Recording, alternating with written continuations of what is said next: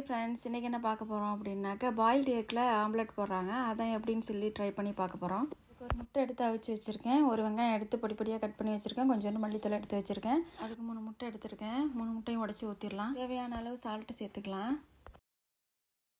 கொஞ்சம் மிளகாத்தூள், கொஞ்சம் மஞ்சத்தூள் சேர்த்து அதோட பீட் பண்ணி எடுத்துக்கலாம். நம்ம சேனல் ஃபஸ்ட் டைம் பார்க்குறீங்க அப்படின்னா சப்ஸ்கிரைப் பண்ணிவிட்டு பாருங்கள். சிஸ்டர் வந்து கமெண்ட்டில் கேட்டிருந்தாங்க, நீங்கள் கேரளாவா அப்படின்னு சொல்லிட்டு. நாங்கள் கேரளாவில் புதுக்கோட்டை மாவட்டத்தில் ஒரு சின்ன கிராமம் தான், விச்சூர் அப்படிங்கிற கிராமம். கடாய் நல்லா சூடாகிடுச்சு. இப்போ ஆயில் ஊற்றிக்கலாம்.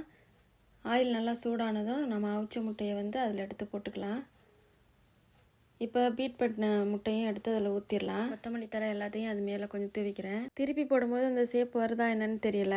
எங்கள் வீடியோ பார்த்து கமெண்ட் பண்ணவங்களுக்கு ரொம்ப ரொம்ப தேங்க்ஸ். அவங்க கமெண்ட் பண்ணதுனால தான் எங்கள் ஊர் பேர் சொல்கிறதுக்கு ஒரு வாய்ப்பு கிடச்சிது எனக்கு. முட்டை ஆம்லெட் ரெடி ஆயிடுச்சு. எங்களால் முடிஞ்ச அளவுக்கு ரவுண்ட் ஷேப்புக்கு எடுத்துகிட்டு வந்திருக்கோன்னு நினைக்கிறேன். இப்போ கட் பண்ணி பார்க்கலாம்.